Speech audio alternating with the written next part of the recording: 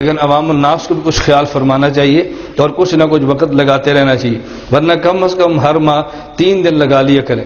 میں کراچی میں تھا تو ایک نوجوان مجھے ملا اور پوچھنے لگے تبلیغ جماعت والے ہر مہینے جو 3 دن کی بات کرتے ہیں ماہانہ سے روزہ، یہ تو بالکل شریعت میں نہیں ہے، نہ قرآن میں ہے، نہ حدیث میں ہے، نہ اسلاف میں ہے، یہ بدعت نے ایجاد کی ہے۔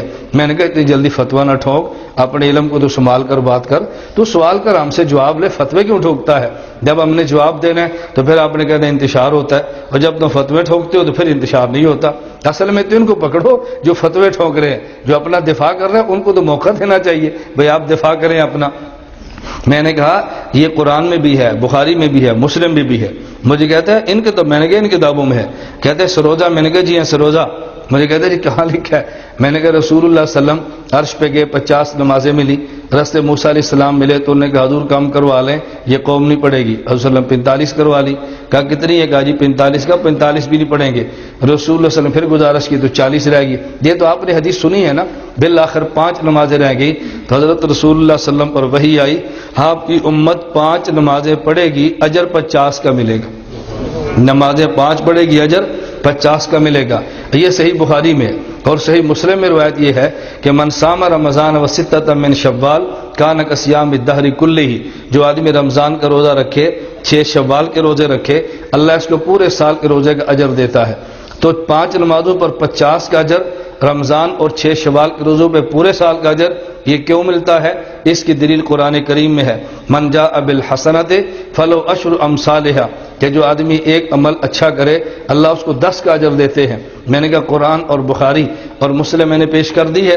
مجھے کہتے ہیں جی ہاں۔ میں نے کہا استدلال سنیں، قرآن کریم میں ادو دعوت دو، بلغ تبلیغ کرو، اور قرآن کریم میں ولتکم منکم امۃ یدعون، قرآن کریم میں ہے، قل ھذہ سبیلی ادعو، میں نے کہا قرآن میں ہے، لیکن قرآن نے وقت کا تعین نہیں کیا، کتنی دعوت دو، دین کی طرف کتنا بلاؤ، تعین تو کیا نہیں ہے نا۔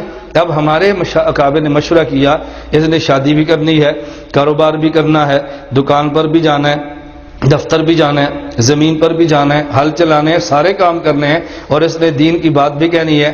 ایسی ترتیب بناؤ کہ جس سے پوری زندگی دین پر دعوت دینے کا اس کو اجر ملے۔ تو اس کا طریقہ کیا ہے؟ ہم نے صحیح بخاری، صحیح مسلم اور قرآن کریم ان 3 کتابوں کو دیکھا تو پتہ چلا کہ نیک ایک عمل کریں 10 کا اجر ملتا ہے۔ تو مشائخ نے کہا ہر مہینے میں اگر یہ 3 دن خدا کے راستے میں نکلے گا، 3 کو ضرب سے دو، 10 سے ضرب دو گے تو 30 بنیں گے، تو ماہانہ اگر 3 دن نکلتا رہے تو پوری زندگی خدا کے راستے میں نکلنے کا اس کو اجر مل جائے گا، کاروبار بھی کرتا رہے گا اور پوری زندگی دین پر چلنے کا اجر بھی ملتا رہے گا۔ میں نے کہا ہمارے پاس، کہتے ہیں ان سے دلیل مانگی کئی تبلیغ والوں سے، وہ تو دلیل نہیں دیتے۔ میں نے کہا ان کا کام دلیل ہے ہی نہیں، ان کا کام فضائل ہیں، ہمارا کام دلائل ہے۔ فضائل ان سے لو اور دلائل ہم سے لو، انشاءاللہ تمہیں کبھی الجھن نہیں ہوگی۔ لیکن عوام